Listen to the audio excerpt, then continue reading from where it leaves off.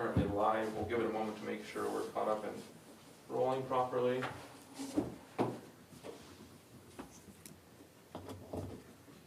We good? Okay. And then before the meeting starts, I need to make an announcement. As the Chief Executive Officer of the Village of Village, I hereby declare that personal attendance at this meeting is not or may not be prudent, and therefore Trustee Dirksen is being allowed to attend it via Zoom. This meeting is being broadcast remotely, it's hosted remotely. We're not allowing in-person attendance at this time due to COVID-19. It's available to be watched, brought at live on our YouTube channel. You can comment through the YouTube channel, you can comment through Facebook, you can call in. Obviously there's a time for that at the end of the meeting where we address comments then. Please hold off until that point to do so. And so with that in mind, we'll kind of move forward, and everyone please stand for the Pledge of Allegiance. I pledge allegiance to the flag of the United States of America and to the republic for which it stands, one nation, under God, indivisible, with liberty and justice for all. Okay, so I'd like to call the meeting to order at 7 p.m. on the 10th of November. Carolyn, if we can go ahead and roll call, please, and thank you. Sure. Shirley Burkhorn, Ryan Wakely. Here. Conrad Lubinsky. Here. Jordan Dirksen. Here. Camille Wilcox. Here. Linda Wolfarth. Here. We'll go ahead and I'm going to ask for a motion for approval of the agenda. I'll make a motion. If I can get a second on that. I'll second it. Okay. And then Carolyn, again, roll call. Thank you. Shirley Burkhorn, Ryan Wakely. Aye. Conrad Lubinsky. Aye. Jordan Dirksen. Aye. Camille Wilcox. Aye. Linda Wolfarth. Aye. Okay, motion carries. Awesome. So remind everyone, please speak up. We know people attending remotely. Obviously, we're broadcasting this live. It's sometimes hard to hear, so make sure you use your announcing voice. If I get a motion for approval of the minutes. I'll make a motion. If I can get a second on that, I'll second. and then roll call once again. Carolyn, thank you. Shirley Burkhorn, Ryan Wakely. Aye. Conrad Lubinsky. Aye. Jordan Dirksen. Aye. Camille Wilcox. Aye. Linda Wolfarth. Aye. Motion carries. Thank you. And then if I can get a motion for approval of the bills. I'll make a motion to approve the bills. If I can get a second on that. I'll second. Okay, we'll go ahead and roll call. Thank you. Shirley Burkhorn, Ryan Wakely. Aye. Conrad Lubinsky. Aye. Jordan Dirksen. Nay. Was that a yay or nay? Nay. Nay? Okay. Camille Wilcox. Aye. Linda Wolfarth. No. Okay. So I guess at this point, we kind of need a discussion concerning this. So let's see, do we have the list of bills and warrants right here?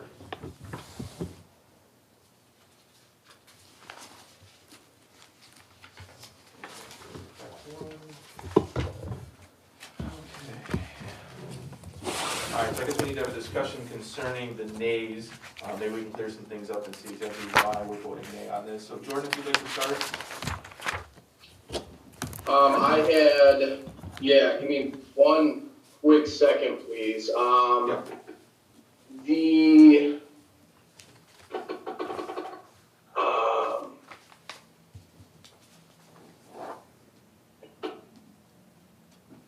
I had questions for the Amazon account, Okay,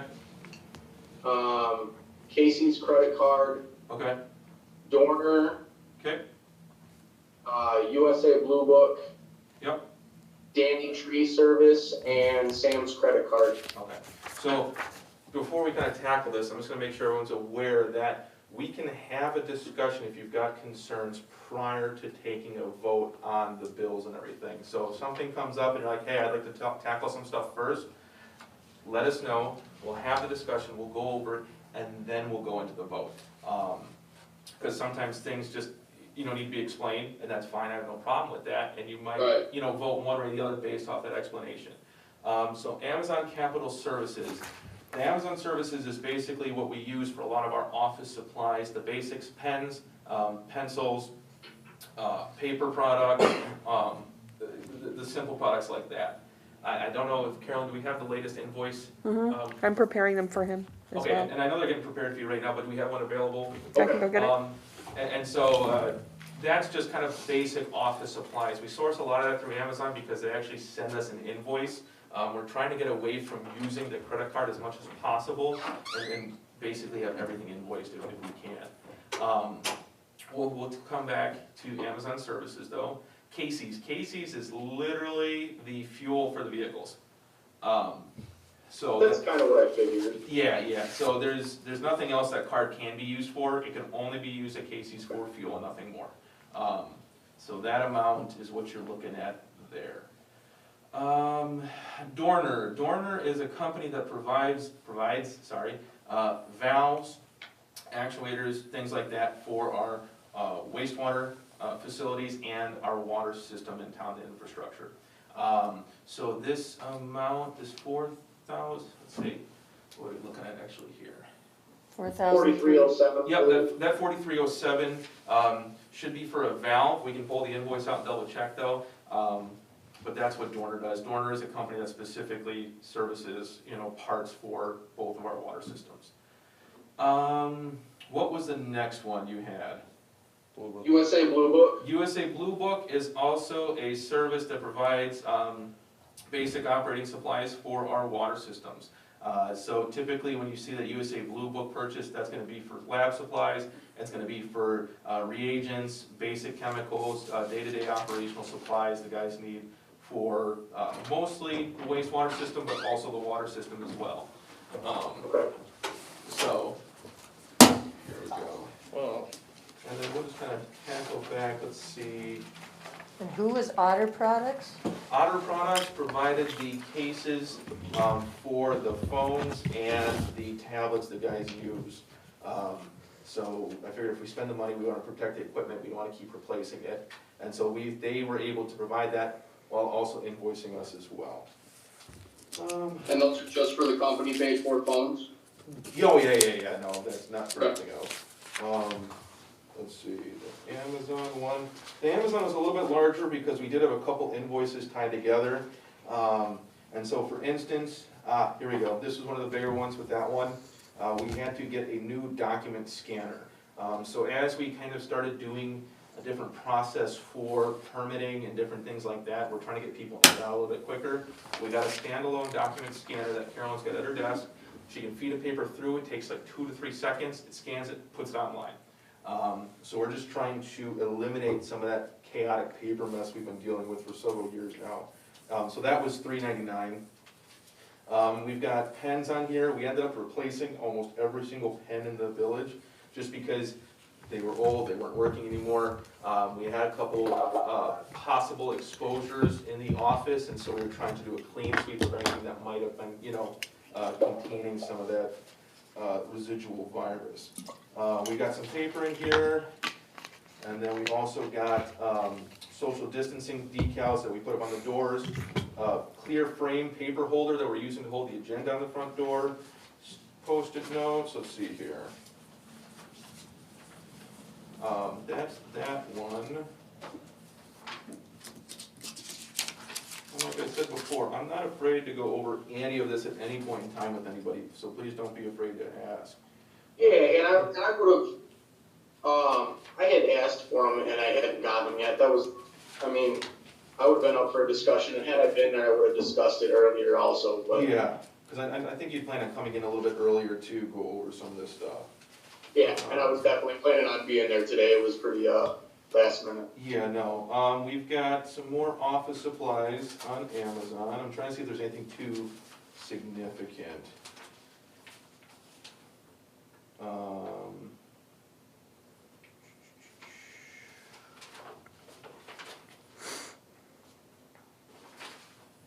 We had a rebuild kit for some equipment in town. Let's see what else we got going on here. I think that's it. So the Amazon had just kind of built up over the last couple months here, with the kind of delayed meetings and everything. That's kind of why we ended up with a larger invoice for that one. Dorner's got a couple in here. Let's see. Bracket and adapter for one of the Alma actuators. And so that's on there. And the only problem is basically as soon as you equate it to the water system, wastewater system, you might as well tack on a premium for the product. Oh, for sure. Regrettable, but it's kind of the way it is.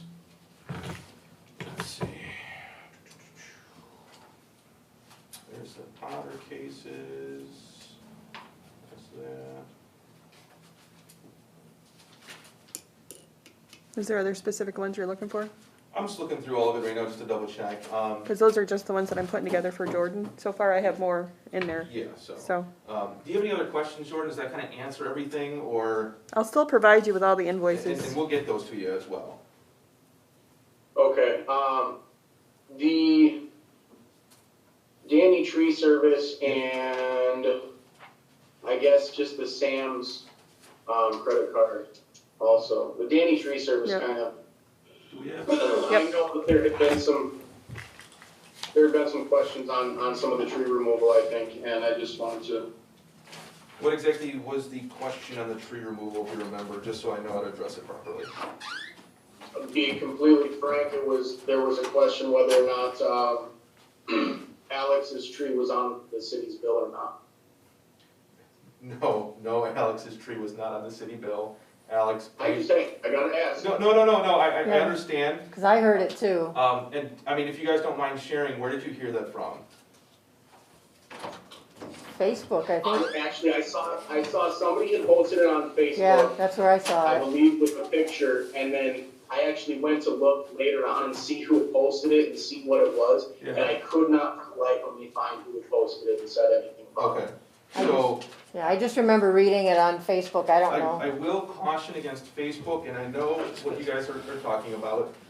These individuals are not afraid or ashamed in any manner to completely fabricate something with absolutely no knowledge on the subject. Now, please ask away, I have no problem with that.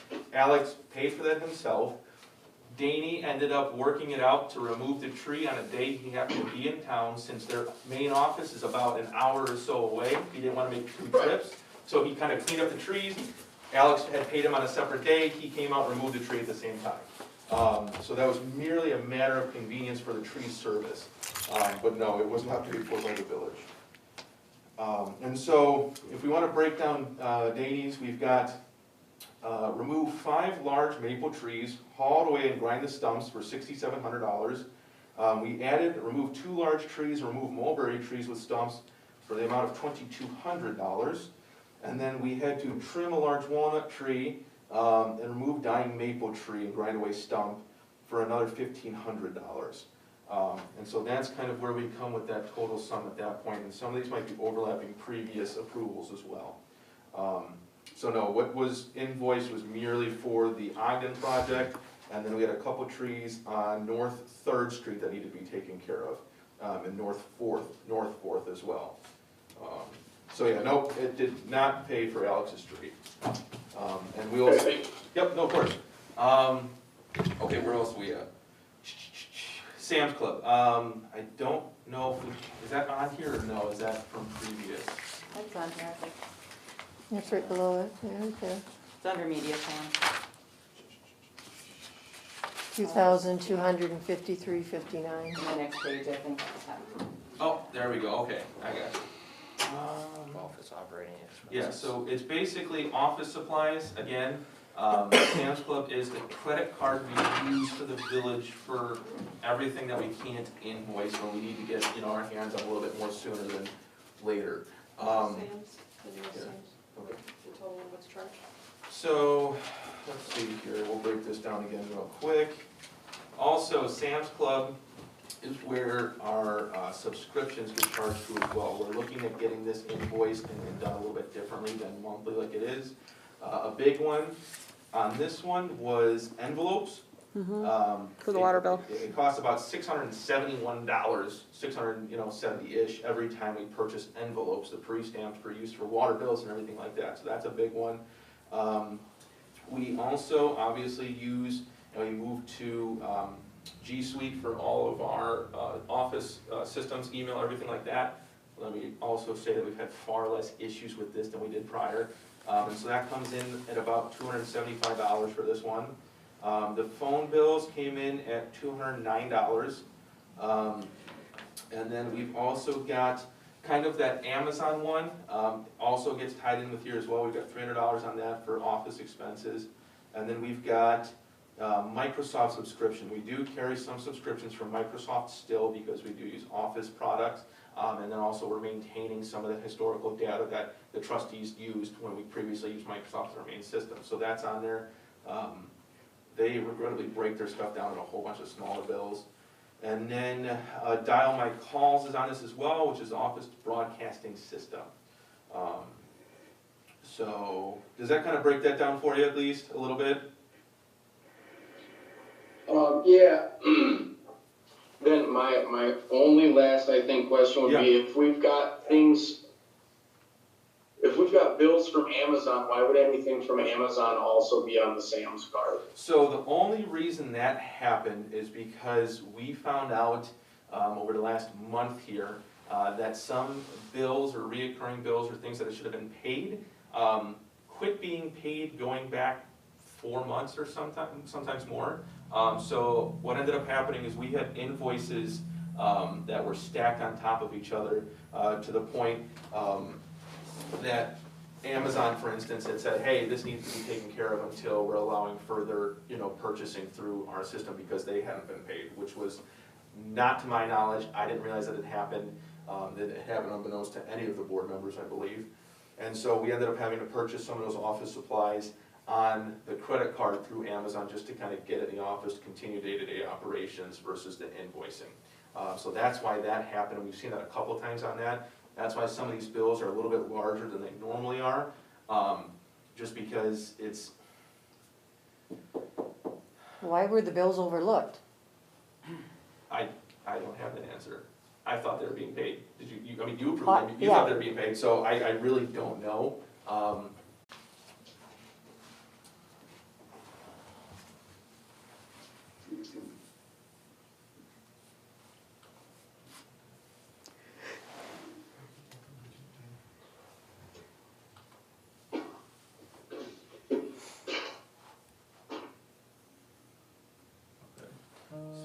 It looks like we might be back up for the moment.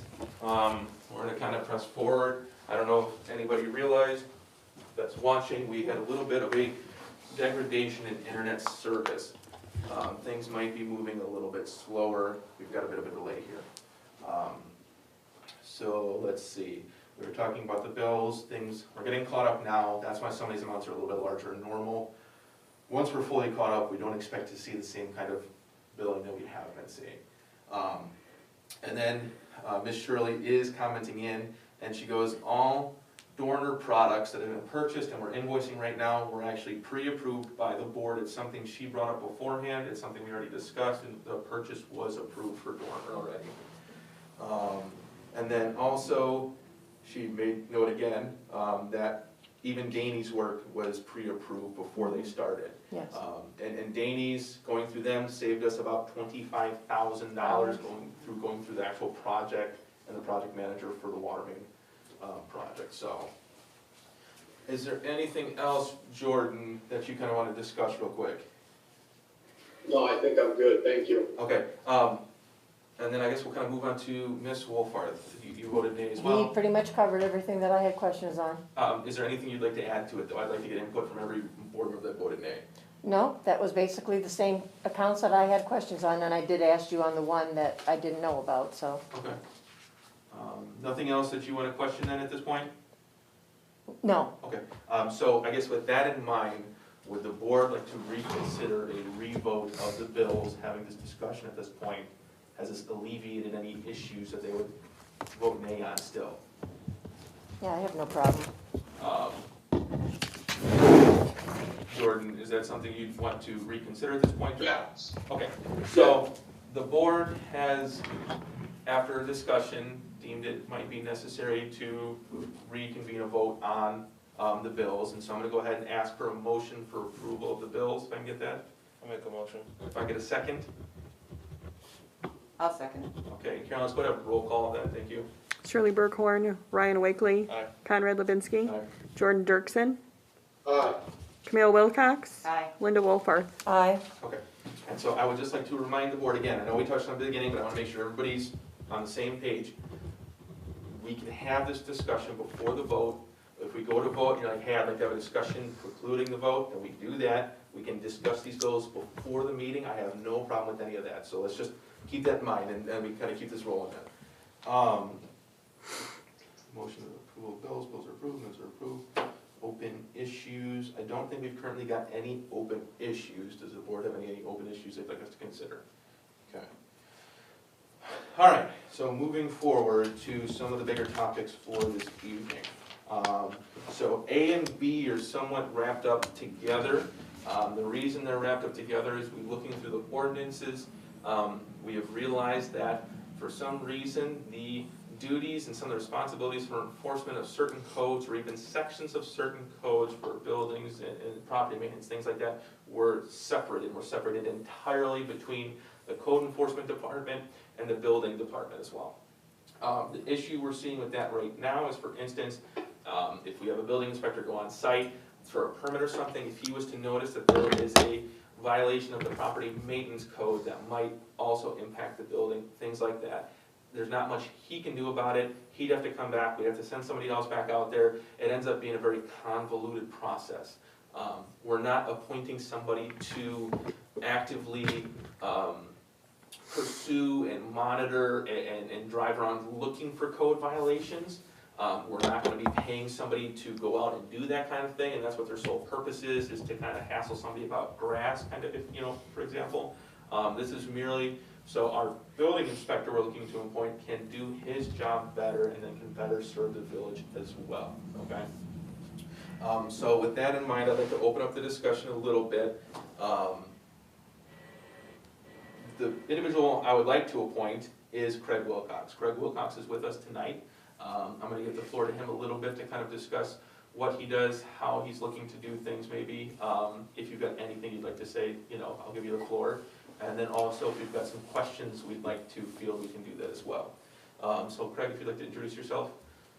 Yeah, my name is Craig Wilcox. I grew up in Capron, and so this is kind of my hometown, and it's kind of funny that it come around full circle. You know, I'm actually excited to start working for Capron. I started working for Capron Fire Department as an inspector 10 years ago, and at the same time I was doing Poplar Grove and the south side of Orth Road in District 2. So between myself and one other individual, we pretty much had all of Boone County for the fire department. We got them all on the same page, got them up on the same codes. It was the 2006 codes.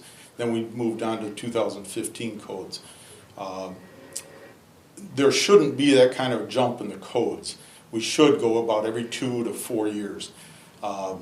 It helps within the insurance that people pay, and so I'm looking to bring that here too, and get up to date on our code, the 2015 code anyway. I believe we're in 2006 yet, so that'll be kind of a jump, but not out of the normal. So I do work for Belvedere Building Department. I do plans examining there, code enforcement. I help the code enforcement officer. So it's kind of a lot of the same stuff that I'll be doing here that I've been doing for other municipalities. Retired last year out of the Belvedere Fire Department with 30 years. So in that 30, I was 25 working for the Inspection Bureau. So I've been in it for a long time, and I think I'm a pretty good fit for here. Availability would be fairly decent. Monday, Wednesdays, and Fridays typically. The other two I'll be working elsewhere. So, but availability is pretty open. So we can get the people their permits when, you know, within a good amount of time, and then also when they get a permit to start building, then you've got other if they gotta have a foundation, footings, that type of thing, you gotta continually go out and do more inspections. So my agenda is pretty open for that, to keep them moving. We've been working really good with the Dollar General, keeping those guys online. I think they're still got a good timeline going. Nothing that we have done has has halted them or hampered their timeline for opening as of yet, so. Thank you. Any questions? I'd like to open up to the board if you have any questions at all. So he would be doing building inspector and code enforcement. So, like I said, the code enforcement aspect of this would be purely side by side with the building inspections. Perfect example, he goes on, there's a permit to re-roof a house, okay? He goes on, notices that something with the property is in clear violation of the property maintenance code, something else, or there's something wrong with the building itself and the building codes. This gives him the ability to address it with us and then report back to us without having to say, come back, let us know, we send a guy out, that guy out then inspects it, that guy comes back and creates a report, and then we go from there. So it's kind of streamlining that process. They're really hand in hand. It's not him going out searching for dogs barking, you know, things like that. It has to do what's involved with the building inspection part of the job. So he'd be one of our code enforcement officers. We're looking at kind of revamping how we handle that stuff. But no, he wouldn't go handle out, you know, normal code violations. This has to do with building inspection. And that's been typical for the other municipalities I work for. It's a complaint-orientated code enforcement. It's not, I mean, I don't go out in any other municipalities driving around looking for anything. I've got plenty to do without going looking for that. So, yeah, it's not anything like we've had possibly in the past here Yes. that I've heard. Yeah, no. It's not that at all. And I know that there has been some comments made about prior code enforcement officers, and I just would like to reiterate, I have no intention of going back to how code enforcement was handled in the past, or how individuals were employed to handle code enforcement, or the way they brought people into the village to do that. It will not happen, it'll never happen as long as I'm mayor, and we'll continue to do it in a similar manner as we've been doing it, you know, for the last few years here. Albeit we'll probably try and smooth the process out a little bit, improve it so it better helps the residents. Is there any other questions for Greg? Jordan, do you have any questions at all? No, I don't. No, I don't. Okay. So Craig comes to us with a wealth of experience. He's been part of the community for a long, long time. He's, you know, born and raised Cape Ren. He lives in, you know, out toward Belvedere now. He's definitely a local that I think has the best interest of Cape Ren in mind. And hopefully, I think the board will concur with that. So with that in mind, I need the consensus of the board to make this appointment.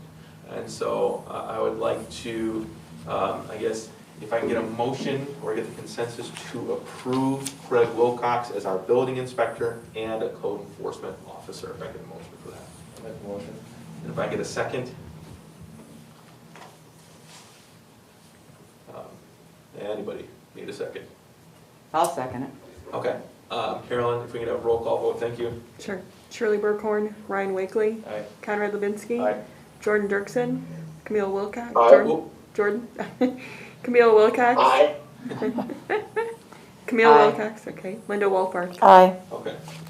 Motion passes. We now have a new building inspector and code enforcement officer. Congratulations. Thank you, Craig. Thank you. Appreciate it.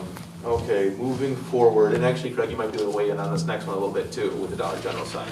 Oh, sure. So, I think we've received a couple emails recently from the developer concerning this sign, if I'm not mistaken. So before you, we've got, I guess, modified plans for a double-face monument sign, 10 feet overall height, 15.25 inch letter height. And then it is, I think it's saying it's 10 feet wide as well, if I'm not mistaken, 10.5 inch. So this is a significant difference than what we were seeing originally with the tall post sign.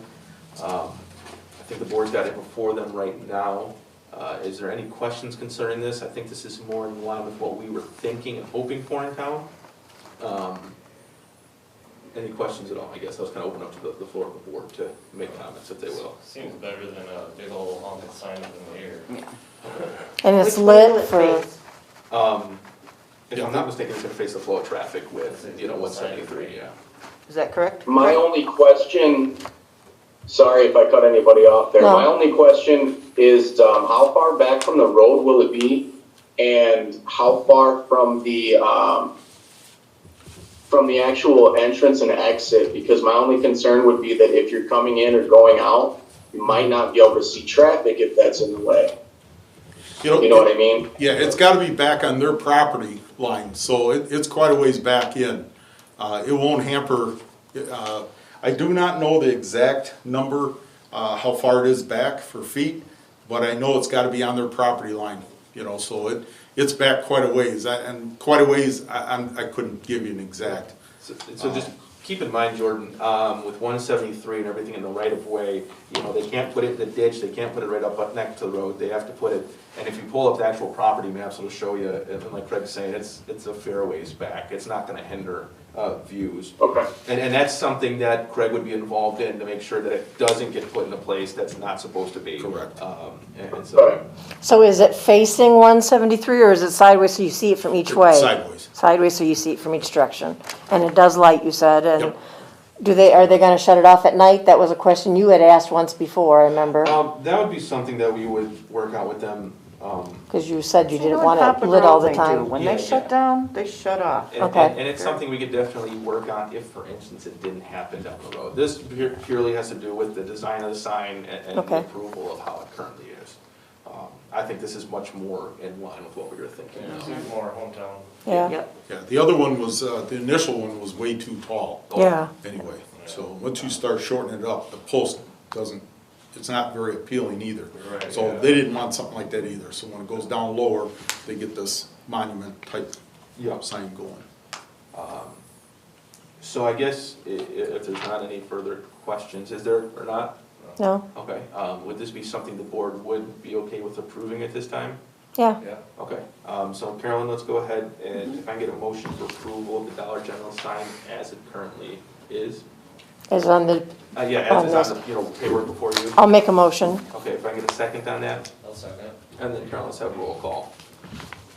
Shirley Burkhorn, Ryan Wakely, Aye. Conrad Lubinski, Aye. Jordan Dirksen, Aye. Camille Wilcox, Aye. Linda Wolford. Aye. Okay, we'll kind of, Craig and I will work on getting that moved forward a little bit, we'll make sure they understand that, we've got to adhere to what they've currently given us. Let's go ahead and move forward. I think if there's anything else we need to touch on right now. Closing comments, I've got a remark to make, but we can wait on that. Trustee Wilcox. Nothing at this time. Okay, trustee Dirksen? Nothing for me, thank you. Okay, trustee Wolfhard? Just, I had a question. The stop sign that's still on Show Street is the little pop-up thing Okay. with the stop sign on it with snow coming and plowing down the road. Are they gonna put a permanent one on a post again, or, because the snow is gonna completely cover that thing up when they plow? I will reach out to our superintendent and see what they've got planned. Okay. That's the only thing I had. Okay, trustee Wakely, the floor is yours. All right, thank you. I've got in front of you guys, this is just an ordinance from the village of Johnsburg. I'd like to bring discussion of possibly getting like permits for ATV, UTVs on the streetways. Obviously, there'd be an application you have to fill out. Obviously, it's 16 or older. You can change ordinances and everything to our village. They will have to meet street legal, be able to drive safely on the streets. Johnsburg is charging $50, and every year to renew it is $10. So it'd be an extra income for the village, it'd be a safer alternative for instead of people just driving around crazy on the streets. You'd have a permit and a sticker, and if you're operating without one, then obviously you can be fined, and it pretty much goes by the Illinois vehicle driving regulations. Okay, so I'd like to open up to the floor then for some discussion concerning this. And then I guess if you could just sum it up, you're looking for, Pretty much, well, yeah, because in the state of Illinois, it's illegal to drive on the Yep. roads. So this makes it legal if you have a permit for a ATV, UTV, dirt bike, anything like a smaller motor vehicle on the roadways for 35 miles an hour or less. okay, And they have to have a valid driver's Yes, you have license to have and insurance. Yeah, Yeah, that's all the application, I mean, we can make it whatever, to that sounds whatever good. likings. So is there any other questions or comments from the board? What are the penalties? Do we have any idea of the penalties? That's something we'd have to discuss a little further down the road about the penalties, cause that would be in our ordinance, cause this is just a example from the city of Johnsburg. We could put our own ordinance, our name on our own thing, whatever fines we wanna come up with or whatever, so. Do we have any ordinances right now? Preventing this? Yes, I believe there's ordinances preventing, any kind of. Yeah, it's within the whole state of Illinois, it's Yeah. illegal for them And to so be on the the road. overall, even if we didn't, it's not currently allowed on our streets kind of thing. Jordan, do you have any comments, concerns on this? And, for this. I guess I'm just curious exactly what we're looking to accomplish with it tonight, if anything. Just opening the discussion tonight. Okay, So nothing, okay. nothing could be voted on, nothing could be approved tonight. It's just purely. Oh, right, right. All rolling on it. Yeah. I think it would, if for nothing else, it would at least possibly hold some accountability. And that's what we're also So trying because to do. currently there's a lot of small motor vehicle traffic in town. And if we had, licensing of it, it would open up, I think, instead of police fines, we could open up to municipality fines and things like that instead of, Yeah, and we can just also saying. revoke permits and everything as well. right. And another thing I wanted to add, in the state of Illinois, farmers do not have to have a permit because it's part of farm equipment, so they're exempt pretty much from having to buy a permit since it's their daily chore vehicles. I believe that is only for, because I was actually just looking into some of this recently, that's only if it's used during and for actual farm production yeah. activities. Yeah, If they're just cruising around doing whatever on the same vehicle, it's still not technically permitted, I right. think. And I think maybe this would be a good thing to kind of open up to community as well, to get some input. Maybe we could release a poll or something, like we kind of did with Halloween, kind of get some more, ideas of what they found as well. So is there any other further discussion concerning that, or we kind of table it for right now? Table it Think on for it a now. little bit, bring it back in another meeting, kind of go from there. Sound good? Yep. Yep. Okay.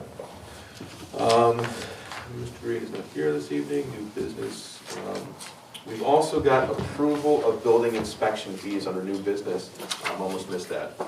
And so we've got the building inspection fees here. Obviously, they needed to be updated. They hadn't been updated in quite some time, honestly.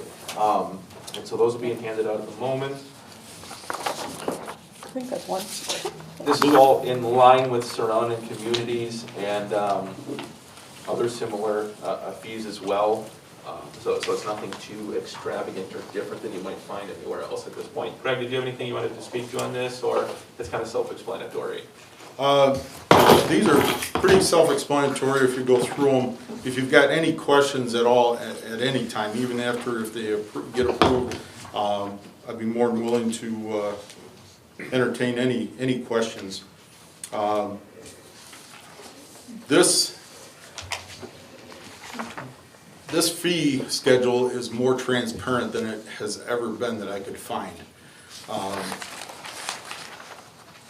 We built off of what was there previously, and some of the stuff that we couldn't even find.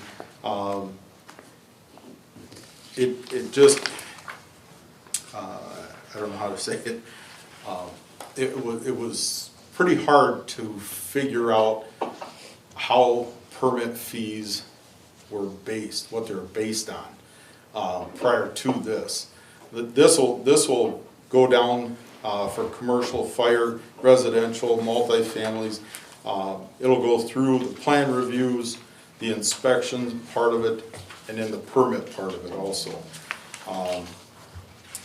Like I said, it's never been broken down like this before, so I know it looks like a lot, but when you get down to it, you'll be able to follow through if a roof comes in, or another different type of a commercial building comes in, or another multifamily, you'll be able to follow down through here what these fees are for, exactly what they're for. And I just don't think we've ever had that before, from what I could find. So is there any questions concerning the fee structure? If something needs to be implemented, if something needs to be updated, I don't think there's anything too outside the norm of that. But please voice the questions and concerns now before we move into a vote. In general, is it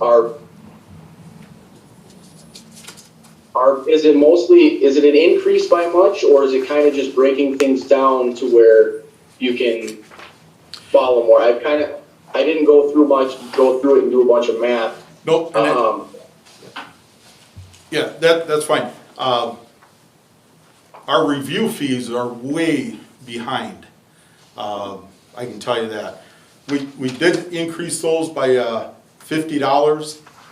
Some of them were 25, some were 50. I punched one up through another municipality that's pretty close to here, and their review fee for their commercial was over $4,000. And our review fee would be about $800. So there's other areas that we can make that up in a little bit. Basically, when you start looking at a business coming in, we typically will go through and it'll be value based, not square footage based for the fees. So that's where we can make some of that up. On the hourly rate stayed the same as Phil had it earlier. The initial inspections went up $15. They were $60 before and they're $75 now. And those, like I said, those $60 rates were back in, it was 2014 was the last time this was looked at. Does that kind of answer your question, Jordan, or? Yeah, I guess so. I'm just thinking of what, I mean, if I'm going to build a fence, you know, I think it was like $160 before for my permit. I'm just curious if that would go up significantly now. No. We were at, I believe it was 30, I don't know what it was on before.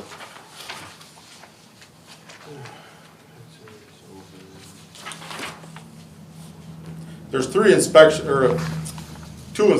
to a fence.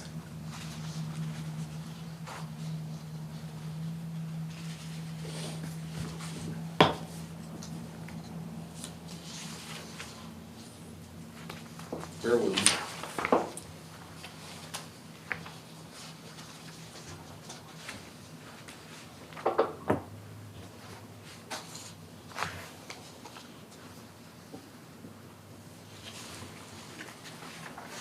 So you got a $75 charge for the inspections. And then I believe the permit is $75 also.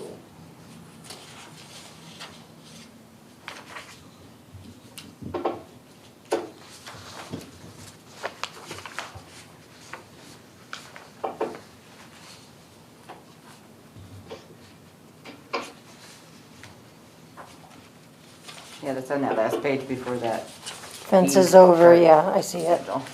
And it's just, so everyone's aware, it's taking a minute. We've got about 8 pages of several, almost 100 lines. It's the of one right before the inspection page fees, that so has that's all kinda of why the dollar amounts, it's the one right before that one. It's in the middle. No, I guess I'm cool with that. It seems like it's not, we're not just jumping stuff up a whole bunch across the board, I guess. It's just, I understand, like you said, things haven't been looked at in quite some time, and Minimal increases. $15 here or there, I mean, Yeah. I'm just trying to make sure that it's not, you know, or, like I say, somebody building a fence or somebody building a, you know, redoing their roof, something like that, something that a homeowner might be doing is not gonna be, Yeah, I know the roofs. extremely more expensive than, you know, than prior. Yeah, the roofs, again, I kind of mock some of these things up from other municipalities I work at, and we were a little higher on a couple issues, but for the most part, we were probably about $15 less. So it's real close to what other municipalities have. And for instance, we're just reviewing a lot of this and updating, because, I mean, that kind of relates to water meter installations. And until we updated that, every time we installed a water meter, we were actually, it was basically losing money every single time. We weren't even covering the costs of these meters every time we installed it. And so the residents were basically paying more money than they should be of their tax dollars going to these meters, instead of the actual contractors covering the cost of them. And so that's kind of in line with this. A lot of these costs you're not gonna see hit most homeowners. It's really aimed at new business, new construction, these contractors who aren't residents. But it's one of those things where we're getting back in line to where we should be. There should have been a general progression of this over the years that wasn't there. And so it would have been much less, even at $15, you know, price increase, it's much less significant when it's $2 spread out over several years instead of $15 in 1 year. So just keep that in mind, as we're kind of getting back in line to what should have been a general progression over the last 10 to 12 years kind of thing. What municipalities are we comparing this with? Because we're small.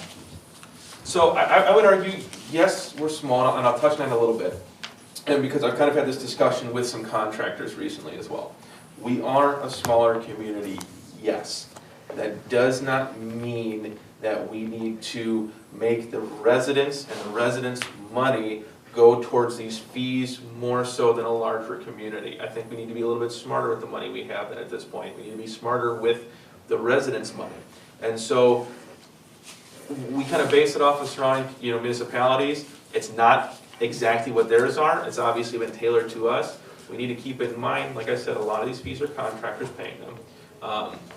And I don't want to sit there and take money away from street improvements, away from other events, away from infrastructure improvements, so that way we have to pay for more of these costs ourselves versus where that money should go.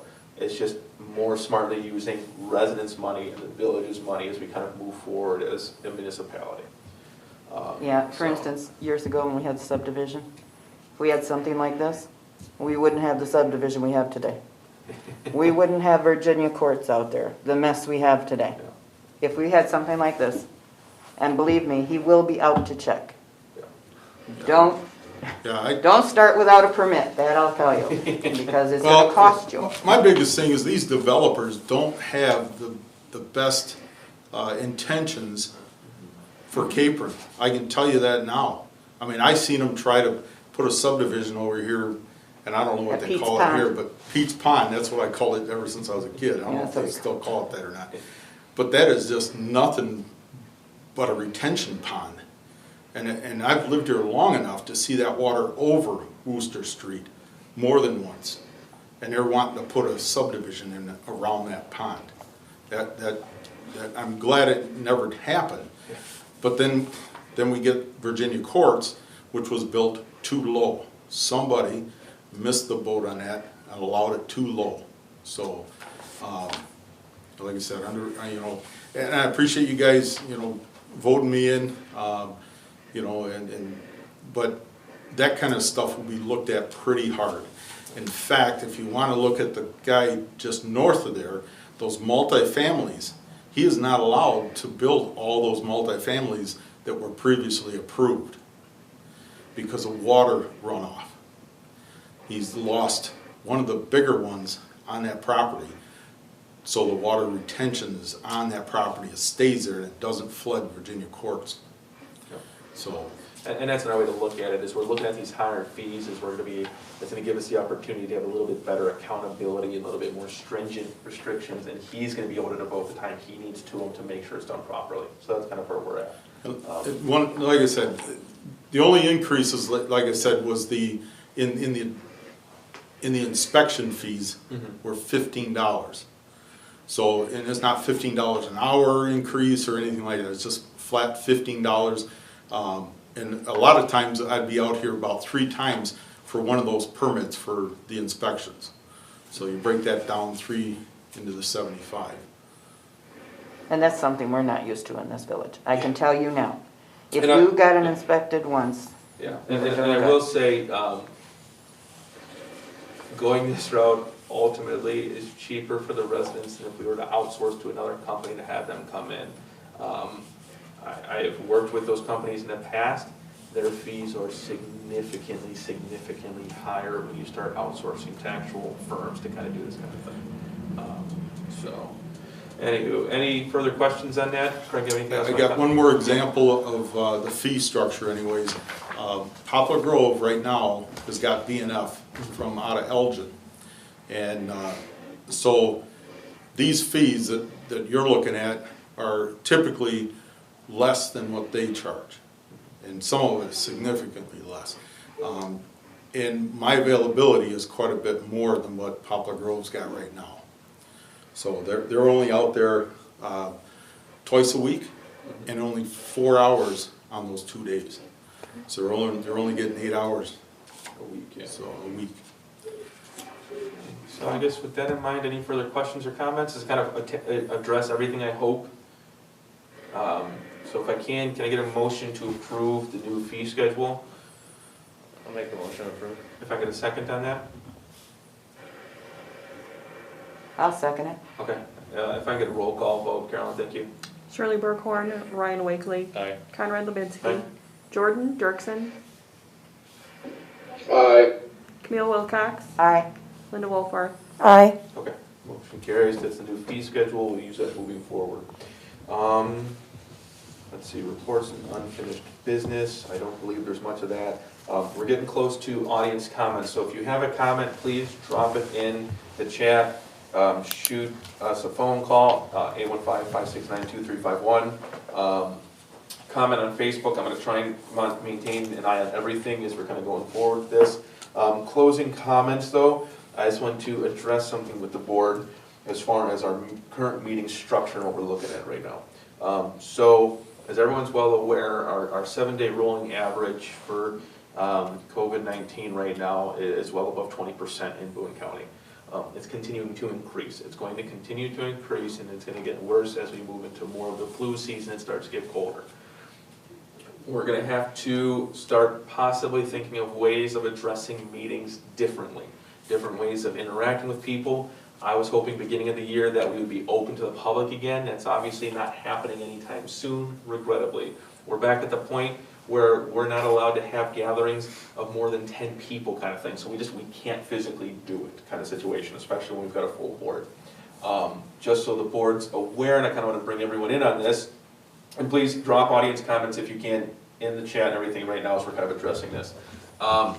I'd like to start making some purchases. We've got the money for it. We're working on CARES Act money as well to get that reimbursed to, I guess, increase the resident interaction with the village as well, and make things a little bit easier to see. To kind of, I guess, promote a little bit more of the transparency as best we can, especially since we do have the closed doors, which I don't like, but it's unavoidable right now. One of those being is I'm looking at getting a TV for the area here, so that way we can broadcast images onto it, we can broadcast the plans for the Dollar General sign if we want onto there, so that way the residents could possibly see this well at the same time. It'll allow us to kind of possibly put up trustees that aren't able to attend on that as well. We might even look at possibly 2 TVs, so that way one we can potentially broadcast for residents to join the meeting and kind of be able to vocally jump in and participate as well on that. We've got the means for it, we've got the money for it, we've got stuff budgeted for that. It's nothing too crazy. It's something I'd like to start moving forward on as we kind of get into, I guess, the colder months again, before, too much time transpires, because I don't want to keep that, inhibition, I guess, between the residents and us, where we're not able to interact like I'd like. So I just want to kind of bring the board in on that. I guess if you have any questions, let me know. I'll kind of keep you updated as we do. You're obviously going to see some of those changes, but all this is going to be in an effort to kind of further promote that interaction and allow residents to participate more, see what we're dealing with more, and hopefully be more involved in the meetings as well. Does that kind of make sense to everybody? Kind of something we can all get behind, hopefully? So you will get bids on different things that you want and then present them to us to approve? Well, we won't be doing bids. We're not going anywhere near bid prices. If we need to get bids, we're in excess of, some $20,000. That's not happening. And so everything that would be purchased would be within our current budget, and then would be reimbursed, is what we're trying to do through the CARES Act money, which Carol and I are going to talk about hopefully this week some more. And so it's things that we've talked about in the past. It's things that we kind of spitballed ideas for to happen. And like I said, I'd like to kind of get that done somewhat expediently, because this isn't going away anytime soon. I'd kind of like not to dawdle on it too much. I think if there's a way we can promote that interaction, allow residents to see more. I mean, shoot, if we could take, for instance, this Dollar General sign, and I could have it, on a TV on the wall here where they can see it from that camera and know exactly what we're talking about, I don't think that's something that we should really hold back on. Because frankly, I don't like the limited interaction we're currently having, or the limited capability we have to share this kind of thing. So honestly, off the top of my head, it might be a couple grand that we're looking at, spending potentially for this. Within our budget, something we're gonna get reimbursed on, and I think anything we can do to kind of open up a little bit more as best we can is something we should do. Do you have concerns with that? Or? Just as long as the money's there. Oh yeah, no, the money's there, and I'd like to reiterate, the money is there. We are better financially, again, than we have been in recent years. The last 4 years have been some of the best years we've had in the last 20 years, kind of thing. So no, the money is there. Okay, moving to audience comments. We do have some comments in here. I'm gonna go down the line a little bit. Ms. Shirley, I know you commented on the Dorner stuff. We talked about that already. We've got Mike L. states that on October 16th, I emailed Trustee Wolfarth and asked her to look into cheaper but comparable health insurance for the village employees. I would like to know what she found out. I don't know if you looked into that or received that email at all. I have not looked into any of that because I don't feel that's a position for me to look into. I think that's more of the office position to look into for insurance. Okay. Let's see here. We had some comments about Daney, which we already talked about. We've got a comment here from Mike L. Chapter 15.15 of the Johnsburg Municipal Code regulating the use or their use of the discussed vehicles, UTVs, notes that the use of four-wheelers, motorbikes, and other all-terrain vehicles with saddle seats are prohibited on village streets. Yeah, I have that too. So the only thing that's permitted on their streets would be like golf carts or actual proper, UTVs with the, traditional seats. Right. So that's something to keep in mind as well. They do not allow saddle seat vehicles. What's a saddle seat? Basically, if you straddle it. Okay, If you throw like over it like a bicycle, then it's a saddle seat, and it's something that's not allowed. Sorry, I didn't. No, that's fine. So that'd be like a mini bike or something then. Mini Well, it bikes, might be dirt like an bikes. ATV where they, Yeah. Oh yeah, you do You know. put your legs apart for that too, yeah, you're right. so you'd be sitting in basically, them. it'd I have to be think about that. just golf carts would be allowed, more or less. Okay. We've got Kim Jackson. I just received my water bill yesterday and it's the exact same amount for the last 3 months. How is this possible? Are they scanning houses or are they just going off the last month's bill? Kim Jackson, what I'm gonna have you do is reach out to our clerk, give her a call tomorrow, 815-569-2351. We'll look into it at that point. It could be, I don't know exactly what the amount is or what your address is. It's something we can review and look into. If you're using the minimum amount, then your bill's gonna be exactly the same. If you're not, then there's a potential there's something that needs to be repaired with your meter or the meter reader, the little puck on the outside of the house. The meters are being read every month for the bills. They were just read again, I wanna say 2 weeks ago now. And they went house to house, so we're not basing it off last month's bill. Sometimes if we see something that's kind of out of the norm, where it's the same again and again and again, and there's no change, it's either using a minimum or it's possibly broken and needs to be looked at. So please get with the clerk, give her your information, don't share it online, and we'll kind of go from there. We're closed tomorrow. She can call, she'll call in and she'll share the information. So, let's see, is there any other audience comments? I'm gonna kind of check the other pages, and we're gonna wrap up at 8:03 PM, possibly sooner if we don't hear anything.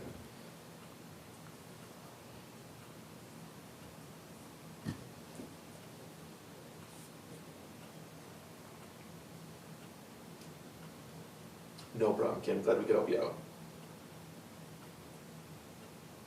Does anybody know what happened to all the plants? Hmm? Does anybody know what happened to all the plants in the planters?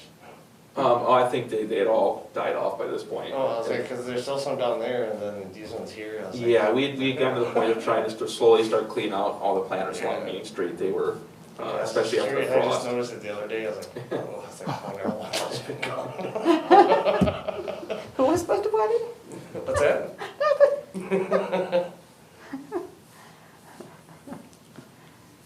I mainly drive. And also, let's just remember to wear a face mask properly, especially when we're in a room with people. Let's see, I think we've got a message. Let me check.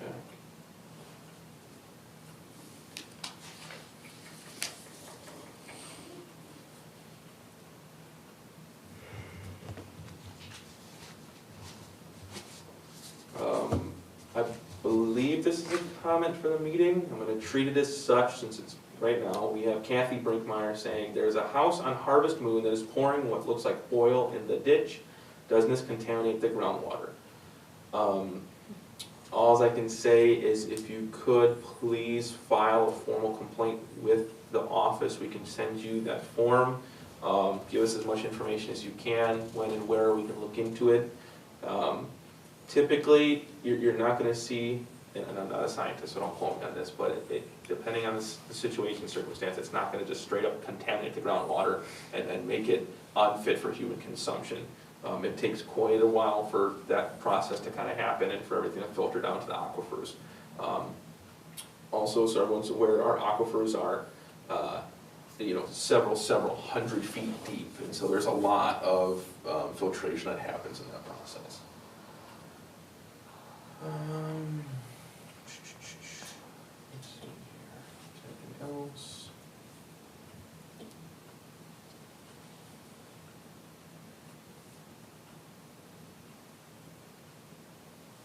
Okay, it looks like that's about it. I'm gonna start wrapping it up. Is there any final comments from the board before we close?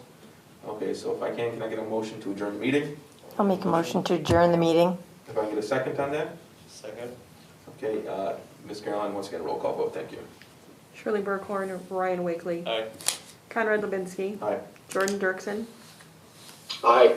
Camille Wilcox, Aye. Linda Wolfart. Aye. Okay. Motion carries, meeting is adjourned 8:03 PM. Thank you.